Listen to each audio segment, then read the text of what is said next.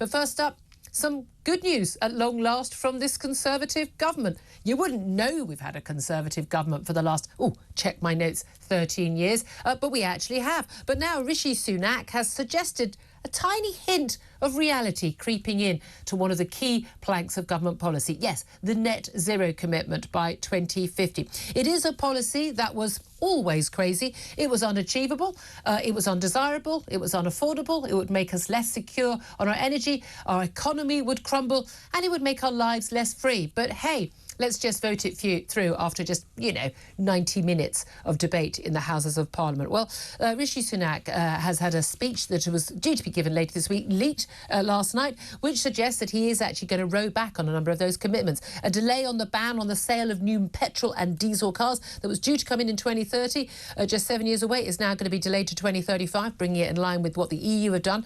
Also, a delay to phase out gas boiler installation that was due by 2035. That's going to be brought further backwards, and only 8% of gas boilers to be phased out by that year. Private homeowners and landlords are no longer going to actually be told you have to have new energy efficiency ratings that could cost tens of thousands of pounds in refurbishments, or you won't be able to rent or sell your property. Well, that is going to go. The 2026 ban, just 3 years away, on off-grid oil boilers is going to be delayed to 2035 as well. And we're going to be told there are no new taxes to discourage us from flying, or policies to make us carpool, or to change what we eat. And we're not going to have 7 different bins for our recycling. This is all great news. And yet, the Prime Minister has insisted in a late-night statement last night he is still committed to net zero policies.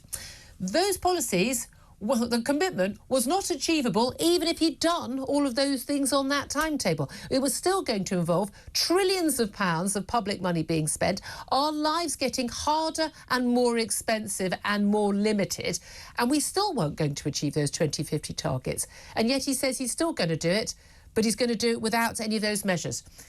So which is it?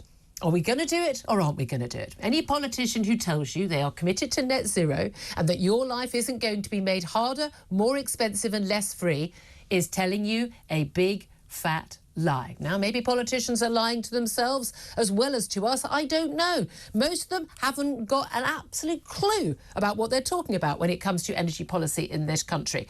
But the key thing here is we have now got the first tiptoe into the room of some sanity returning to our policy when it comes to our environment, our economy, our energy policy and our transport policy, and indeed even how we heat our homes. We should welcome that and we should encourage it, because, my God, once voters really get an idea of just how much net zero costs, they are never, ever going to vote for a party that pushes it. Let that be a lesson to you politicians.